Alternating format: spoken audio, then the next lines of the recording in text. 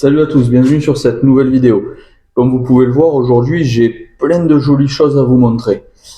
Comme vous pouvez vous en douter, on va de nouveau faire un atelier technique parce qu'on vous programme des petites vidéos sympas dans les semaines à venir, notamment, je vous le tease maintenant, mais un compte rendu en compagnie de Antoine Amar, double champion de France de drift, qui cette saison fait sa première saison du coup complète en Citroën C1 Cup en endurance. Donc on aura la chance de la voir sur la semaine prochaine pour un débrief de sa première course. Mais en attendant, on s'est dit qu'on allait vous faire, en vue justement de tous ces discours et tout ce qui nous attend en termes de circuits, de courses, de compétition, de track day, etc. Il était important de vous faire un point sur tout ce qui était nécessaire, obligatoire ou non, pour débuter sur la piste, quelle que soit la discipline. Hein. Mais voilà, l'objectif est de vous faire un topo parce que malgré tout, même pour quelqu'un qui ne va pas faire de compétition, il y a des impératifs. Les règlements changent, les règlements évoluent et il est essentiel pour nous, revendeurs de tout ce type de matériel, de vous faire un petit topo de ce qui va être obligatoire en fonction de tout un tas de paramètres. Voilà. Donc, comme vous pouvez le voir, bien sûr, hein, aujourd'hui on vous met en avant la marque RRS à pleine charge, hein, parce que on travaille avec eux, on est le seul point de vente physique sur la partie nord de la France à proposer le matériel RRS, qui, je préfère être très clair tout de suite, est le meilleur compromis qui puisse exister pour la personne qui veut se lancer, qui veut débuter, pratiquer, ou même quelqu'un qui a de la bouteille et de l'expérience pour maîtriser les coûts, avoir du matériel homologué avec des budgets raisonnables. Voilà. Évidemment, on peut pousser le bouchon, on peut aller chercher du matériel plus abouti, plus léger, plus performant, etc. Forcément, le coût va s'en ressentir. Hein. Je ne suis absolument pas contre le fait de se faire plaisir et d'acheter du très bon matériel, mais dans l'optique de maîtriser les coûts et de pouvoir se permettre de rouler, aujourd'hui, vous êtes en face de tout un tas de petits éléments qui restent maîtrisés en termes de coûts et qui vous permettront d'être en toute sécurité, hein, évidemment. Voilà. Donc, comme je le disais, aujourd'hui, l'objet, c'est vraiment de définir ce dont vous allez avoir besoin pour débuter. Alors, on va pas nécessairement parler de compétition parce que je pars du principe que les gars qui s'engagent en course sont quand même informés de ce qui les attend et de tout ce qui va être obligatoire, parce qu'il y a un règlement à respecter. Mais aujourd'hui, on a une zone de flou. Alors, pas vraiment de flou parce que les choses sont quand même définies, mais ça bouge beaucoup, ça évolue, ça progresse d'une année sur l'autre. Il y a des marges de tolérance sur certaines choses qui ne le sont plus l'année suivante, etc. Donc, on va resituer tout ça. Et là, du coup, je parle bien évidemment de tout ce qui va être sortie circuit loisir, communément appelé track day, et également tout ce qui va être épreuve historique, montée historique, etc. Donc toutes ces petites épreuves auxquelles on peut participer avec nos voitures anciennes, qui ne sont pas nécessairement homologuées FIA, qui n'ont pas nécessairement un passeport technique, mais qui nous permettent quand même de rouler dans des conditions de route fermée, etc. C'est un semblant de course, il n'y a pas de chrono, mais on s'y amuse déjà très bien, et comme vous allez le voir, même sur ça aujourd'hui, beaucoup de choses évoluent dans un sens qui est toujours un petit peu paradoxal. Ça fait des polémiques, mais néanmoins, si on veut participer, malheureusement, il va falloir s'aligner aux réglementations. Après, si elles évoluent et qu'elles sont revues à la hausse ou à la baisse, on adaptera, mais en attendant, la réalité du terrain, c'est celle-là. Donc, je vais vous exposer tout ça. On va commencer tout d'abord, hein, bien évidemment, par le minimum syndical, comme vous pouvez vous en douter. Dès l'instant où vous prenez le départ à une montée historique ou si vous vous engagez sur une journée circuit, une journée porte ouverte, loisir, avec votre voiture de sport, quelle qu'elle soit, hein, je veux dire, si c'est une voiture moderne, strictement de série, à peine préparée, ou une vraie voiture de course que vous allez réutiliser pour votre loisir, sans envisager de courir un jour avec, il y a des choses indispensables. La première, comme vous pouvez vous en douter, le casque. Hein, à un moment donné, on roule fort, on se met un casque. Voilà. Donc aujourd'hui, on vous présente, là vous avez sous les yeux, le modèle le plus fréquemment commercialisé, hein, c'est donc cette intégrale de chez RRS. Après, là, je parle vraiment matériel dans la globalité, hein, peu importe la marque, ça sera les mêmes contraintes. Vous avez effectivement la possibilité d'acheter en termes de casque pour rouler en track day ou montée historique, hein, ça va être sensiblement la même chose tout au long de la vidéo. Vous pouvez rouler avec un casque de moto, quel qu'il soit, un casque loisir que vous allez pouvoir acheter avec une homologation CE, et puis vous aurez un budget maîtrisé, pourquoi pas. C'est tout à fait envisageable. Cependant, comme je le disais, comme je vous l'ai fait comprendre précédemment, les règlements évoluent et en fait on se rend compte depuis les 3 dernières années grossièrement que d'année en année, le règlement évolue et le règlement tend à aller vers de plus en plus d'éléments obligatoires homologués FIA. Voilà, ça va dans ce sens-là. On a de plus en plus de règles qui nous emmènent là-dessus. Les premières, on a certaines organisations de track day en fonction des circuits où, par exemple, on va vous imposer la combinaison. Voilà. Alors après, c'est toujours très paradoxal, hein. Je prends l'exemple des montées historiques. Dès l'instant où vous êtes dans une voiture typée course, on va le baptiser comme ça, c'est-à-dire une voiture vidée avec un arceau, on va vous imposer une combi aujourd'hui. Mais il n'y a pas de clause bien particulière pour une combinaison dans ce genre d'événement par rapport à l'année d'homologation de la combi. Donc c'est toujours un peu paradoxal et c'est en ça que parfois il y a des zones de flou. C'est que une combi en général, on a un certain nombre d'années d'homologation, hein, si on l'achète en cours de validité, etc. Bon, on peut aller là aujourd'hui nous sommes en 2025 avec des combis qui vont jusqu'au début 2030 sans aucun souci. Mais par contre, sur ces événements-là, si votre combinaison elle date de 85, on ne va pas venir vous embêter. Elle sera clairement plus inifugée, mais vous allez rouler. Donc c'est un peu limite à ce niveau-là. Beaucoup de personnes se posent des questions par rapport à ça. Il y a beaucoup de pétitions qui sont en cours par rapport à tout ça parce que on impose des choses mais qui ne sont pas vraiment carrées. Bon voilà, c'est un petit peu tendancieux. Mais si on part du principe du coup qu'il vous faut une combi et que vous devez en acheter une, forcément vous n'allez pas en acheter une d'occasion sur le bon coin à un gars qui a transpiré pendant 15 ans dedans. Voilà, donc la combinaison inifugée homologuée FIA peut être dans certains cas de figure de plus en plus obligatoire. Même pour les sorties circuits, en fonction des organes, en fonction des pistes, on va vous l'imposer. Donc de même que je reviens dessus, par conséquent le casque, si on part du principe qu'on nous impose de plus en plus de matériel homologué FIA, si demain vous devez mettre un certain budget dans un casque, on va dire une moyenne entre 300 et 500 euros pour avoir une plage d'utilisation assez convenable. À acheter un casque de moto, quel qu'il soit, entre 300 et 500, qui peut-être potentiellement à un moment donné va vous être refusé, autant partir sur une base comme celui-ci, on est dans ces tranches de prix et vous êtes déjà homologué FIA. D'accord ? Surtout qu'en track day, on ne va pas encore vous embêter avec les notions d'années, d'homologation, etc. Mais au moins, vous avez un casque homologué FIA. Et point très très très important, sur lequel aujourd'hui il n'y a plus de marge de tolérance, c'est ces petits œillets que vous voyez sur le côté, ces petites agrafes là, c'est les points de fixation du système Hans. Alors le système Hans, je vais vous en mettre en photo, parce que j'en ai pas sous le coude là aujourd'hui, mais c'est cette petite coque en fibre qui va venir se mettre pour éviter le coup du lapin qui s'accroche au casque. Ça aujourd'hui, ce n'est pas obligatoire sur des voitures de série, des voitures qui n'ont pas d'arceau, etc. Mais dès l'instant où vous avez un arceau dans la voiture, où vous êtes équipé de sièges baquets, on va vous imposer le système Hans. Qui dit imposer le système Hans, forcément dit avoir le casque qui va avec, dit avoir par conséquent l'arceau, parce que c'est ce qui en découle, avec les barres de fixation horizontale pour les harnais derrière, et du coup les harnais adaptés au système Hans.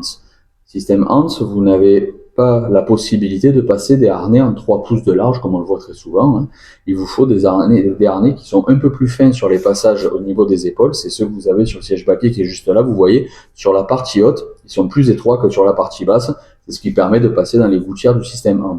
Donc, comme vous l'avez compris, au final, on se retrouve rapidement pour une réglementation sous prétexte que la voiture, du coup, a un arceau. Ça impose baquet, harnais, casque, hanse. Tout est lié. Donc ça fait beaucoup de dépenses. C'est pour cette raison que pour quelqu'un qui va débuter en track day, si on sait que ça prend cette direction-là, on va éviter de dépenser 300, 400, 500 euros dans quelque chose qui peut-être deviendra caduque très vite. Voilà, donc ça j'insiste là-dessus, n'hésitez vraiment pas si vous devez dépenser de l'argent à tout de suite investir dans du matériel homologué FIA. Vous savez qu'on y va de toute façon, chaque année on progresse de plus en plus. Peut-être qu'un jour en track day même, on va nous imposer des voitures homologuées FIA avec un passeport, et là il n'y aura plus du tout d'intérêt finalement, autant courir. Hein. Mais voilà, c'est un élément prépondérant, ne faites pas l'erreur de partir sur autre chose. Peut-être même pas nécessairement pour économiser de l'argent, mais en se disant « Oh, j'en ai pas besoin, moi je ferai jamais ça ». Déjà, on ne sait pas comment va progresser votre voiture de track day. Et puis, dans un second temps, il vaut mieux sécuriser les dépenses d'une année sur l'autre, vu ce qui potentiellement va apparaître dans les réglementations. Ça, c'était le point pour les casques, et par conséquent, baquet, harnais qui en découle, ça va avec, ça va de pair. Donc, comme vous avez pu le voir sur les voitures que nous exploitons ici, notamment les Alpines, on n'est pas sur des véhicules avec arceau pour l'instant. Donc, nos clients pourraient effectivement se permettre de rouler avec des casques de moto. C'est pas le cas, il y a un parti pris qui est fait parce que forcément, on sait pertinemment qu'on est sur des autos qui vont évoluer et qui vont peut-être d'elles-mêmes imposer un certain équipement. Voilà. Les autres choses indispensables pour une journée track day ou pour une montée historique, quelle qu'elle soit. On va vous imposer d'avoir dans la voiture, et c'est ça pour le coup très important, on va vous imposer un extincteur. À minima, donc un extincteur de 2 kg, d'accord, avec son support que vous allez pouvoir fixer à la caisse. Et ça, c'est un extincteur qu'en général, on met à disposition du passager devant le siège, dans le meilleur des cas, c'est là où c'est le plus accessible. Dès qu'on desserre un petit peu les ceintures, boum, on accède à l'extincteur qu'on peut faire péter, on fait sauter le plomb sur le côté et on peut arroser dans l'habitacle, ça ne pose aucun problème. Voilà.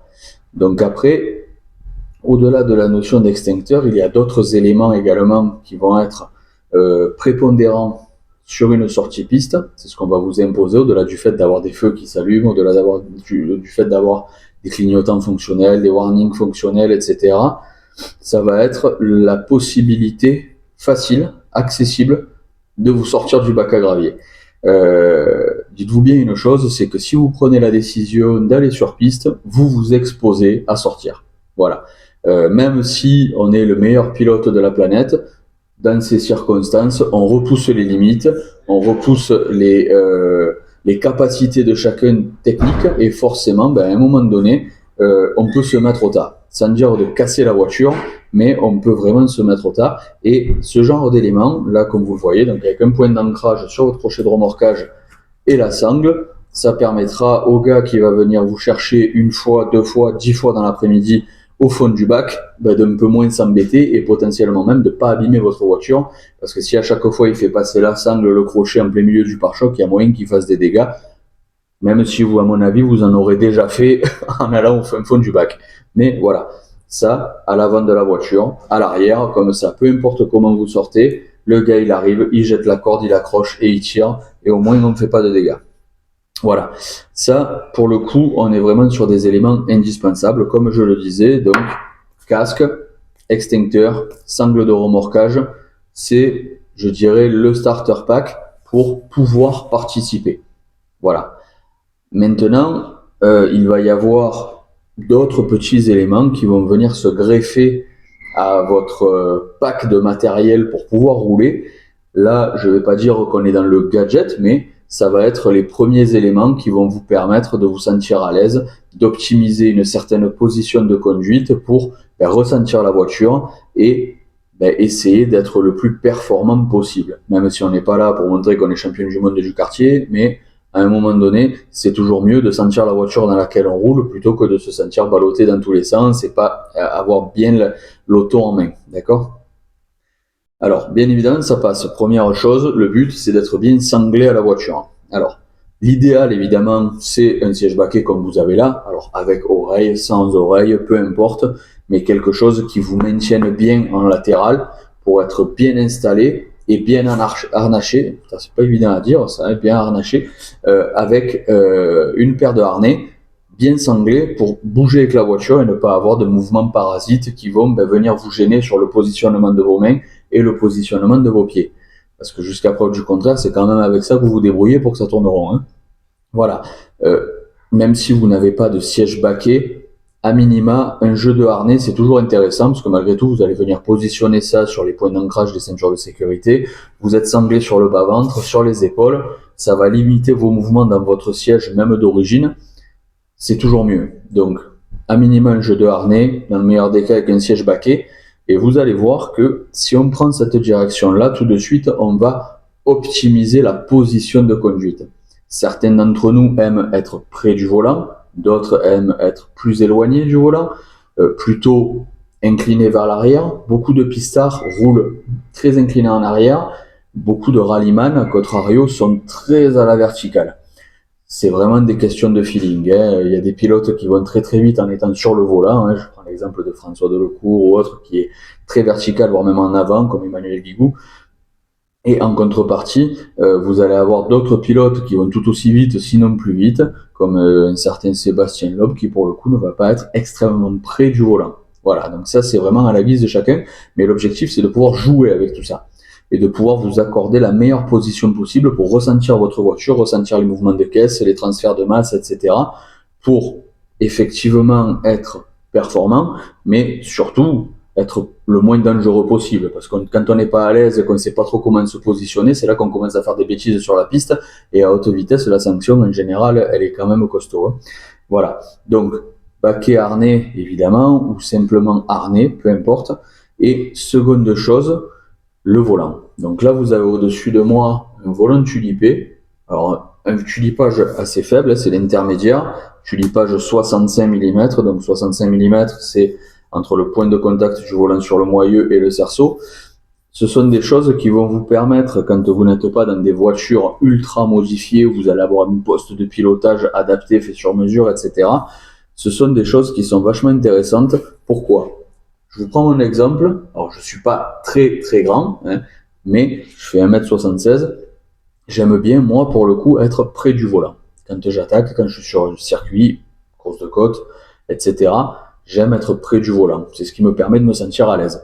Sauf que dans une voiture grossièrement de série, si on n'est pas forcément dans un siège baquet qui est quasiment posé au sol, ce que j'aime beaucoup, on va vite avoir les genoux dans le tableau de bord. Hein, je pense que c'est arrivé à la plupart d'entre vous.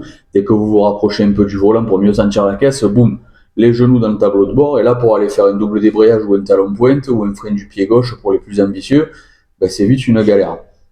Le fait de venir travailler avec des tulipages sur le volant, avec des moyeux légèrement rallongés, avec des entretoises ou autres, ça va nous permettre de reculer cette position de conduite au niveau des bras pour être bien positionné, mais du coup allonger un peu plus les jambes et être plus à l'aise pour travailler. Voilà, moi par exemple, j'adore avoir un gros tulipage de 90, voire même avec une petite entretoise encore derrière. Alors autant vous dire que quand vous devez passer le clignotant ou les essuie-glaces, il faut tendre le bras pour aller le chercher. On fait pas ça du bout des doigts, c'est plus compliqué. Mais en tout cas, pour une bonne position de conduite, c'est un élément prépondérant. Voilà, donc ça fait partie des petits réglages. Les matériaux utilisés, là vous avez un volant en simili, vous pouvez avoir le choix, c'est ce que je préfère, des volants en peau retournée. Et là, pour le coup, les volants en peau retournée, quand on les associe à des gants de pilotage, là encore, hein, vous allez me dire, ils cherchent à vendre, hein, mais c'est un petit peu ça sans l'être. C'est qu'à un moment donné, qu'un volant en peau retournée, le gros intérêt de volant en peau retournée, c'est de travailler avec des gants. Les gants de pilotage, comme vous pouvez le voir, on a des zones de grip qui sont étudiées pour, effectivement, pouvoir avoir le meilleur grip possible sur le volant, tout en pouvant malgré tout glisser un minimum, mais vous avez une très bonne prise en main. Il y a des volants qui sont totalement circulaires comme celui-ci, vous allez avoir des volants des légers mais plats, hein, donc le cerceau va être légèrement écrasé. C'est ce qui permet d'avoir les meilleurs feelings. C'est des petits détails qui ne sont pas nécessairement onéreux, mais par contre qui vont vous permettre d'avoir le meilleur positionnement possible dans votre habitacle pour ressentir la voiture. Je vais presque finir la notion d'équipement, hein, parce que du coup, on a le casque, on a les gants, on a le volant, le baquet, les harnais. ok? Forcément, les bottines. Les bottines, très sincèrement, on n'est pas dans un caractère indispensable. On peut très bien rouler très très vite avec, excusez-moi si ça tape un petit peu, mais il y a l'atelier qui tourne. On peut très bien rouler très très vite avec une paire de baskets. Un bon nombre de pilotes l'ont fait par le passé. Je pense que les plus anciens d'entre vous se souviennent des caméras embarquées de Jean Ragnotti dans la Clio Maxi avec les sneakers Adidas, et puis ça allait très très bien. Bizarrement, il n'était pas embêté le garçon. Mais c'est vrai que c'est un confort supplémentaire, que ce soit avec le grip au niveau du talon, la finesse de la chaussure, ça nous permet de venir optimiser au maximum les mouvements avec les pieds. Je pense surtout à ceux qui roulent encore en boîte mécanique, jouer du talon pointe, du double débrayage, etc. Chose qu'on ne fait plus forcément avec des voitures ultra modernes qui sont en boîte automatique, façon de parler, même avec des palettes ou quoi que ce soit, on va moins jouer du pied. Mais ça reste un confort prépondérant. Voilà. Donc là, je pense avoir fait le tour de ce qui concerne l'agrément du pilote et de sa survie dans la voiture. Parce que gardons-le en tête, on y va quand même pour s'amuser, on n'y va pas pour finir la journée abîmée. Ça reste une discipline, une pratique, quelle qu'elle soit en sport mécanique, qui est dangereuse, d'accord? Donc, il vaut mieux se protéger. Tant qu'on se sort, qu'on se fait mal, mais qu'on est protégé, bizarrement, on va limiter la casse et on aura envie d'y retourner. Si on se met une grosse boîte et qu'on se fait très mal, en principe, ça nous refroidit. C'est pas le but. Voilà. Donc, du coup, je répète, comme je disais tout à l'heure, grosse note très, très importante par rapport aux véhicules avec arceau. Que ce soit en montée historique ou que ce soit en track day, on va vous imposer le Hans. Donc, je répète, qui dit Hans, dit harnais, dit baquet, dit casque obligatoirement avec les agrafes sur le côté pour le Hans. Donc, liste de dépenses importantes, donc à maîtriser. N'hésitez pas justement par rapport à ces éléments-là à nous contacter, parce que comme vous l'avez compris, le matériel homologué FIA a un certain nombre d'années de validité, ce qui peut permettre parfois, pour jouer stratégique au niveau des dépenses, si vous n'avez aucune obligation de date, parce que vous roulez en track day en loisir, et vous que le casque il est plus qu'un an ou plus de 2 ans d'utilisation par exemple, ça vous pose pas plus de problèmes que ça, mais forcément à l'achat neuf, un casque qui a déjà une année ou deux dans les pattes se vendra potentiellement un poil moins cher qu'un casque qui est en cours de validité sur l'année en cours et qui dispose de toutes ces années d'homologation. C'est comme ça parfois qu'on peut se débrouiller, de venir grappiller un peu sur la somme du casque, ce qui va peut-être vous permettre de vous faire le plaisir d'acheter les bottines, etc. Donc ça, c'est toujours pareil, contactez-nous, un petit mail, un coup de téléphone, vous venez passer nous voir au magasin, on en discute, on en parle, et c'est ce qui permettra de limiter les coûts sur, malgré tout, un loisir qui coûte beaucoup, beaucoup, beaucoup d'argent. Voilà. Donc après, bon, on a fait un peu de décor, mais je vous passe la partie technique par rapport à ce qui s'impose. Je pense que ça fera l'objet d'une autre vidéo. On en a déjà parlé la semaine dernière avec les suspensions, mais tout ce qui va être pneumatique, tout ce qui va être freinage est prépondérant à une bonne sortie piste, parce que c'est malgré tout ce qui vous tient sur la route là aussi. Voilà, donc on prendra le temps d'en reparler. Aujourd'hui, là, je voulais vraiment vous faire un petit topo rapide, le starter pack, comme on dit, pour le bon pilote de track day qui ne veut pas être embêté et qui ne veut pas se retrouver coincé en arrivant lors d'une journée piste et où on va lui dire écoute, désolé mon grand, mais tu la remets sur le plateau la voiture et puis tu rentres chez toi parce que t'es pas équipé convenablement. Voilà. J'espère que ça vous a plu. C'est succinct. N'hésitez pas à nous poser des questions en commentaire si vous en avez besoin, etc. pour qu'on agrémente, pour qu'on complémente les informations, d'accord? Sinon, vous nous appelez, encore une fois, un adresse mail, etc. On fait en sorte de vous fournir le maximum d'informations et surtout être en mesure de vous fournir tout ce dont vous avez besoin pour aboutir. Voilà. Une dernière petite chose comme d'habitude, je parlais des commentaires juste avant, la cloche, on s'abonne, on like, on fait tout ce qu'il faut, ça nous donne envie de continuer, ça nous motive. Si on voit qu'il y a du répondant derrière, nous on continuera de s'investir auprès de vous et de vous faire comprendre et apprendre le sport mécanique dans sa globalité bien évidemment. Voilà. Je vous dis à la semaine prochaine, restez connectés, et puis écoutez, pour ceux qui sont déjà équipés, jamais plus qu'à fond, et puis freinez le plus tard possible. Allez, salut!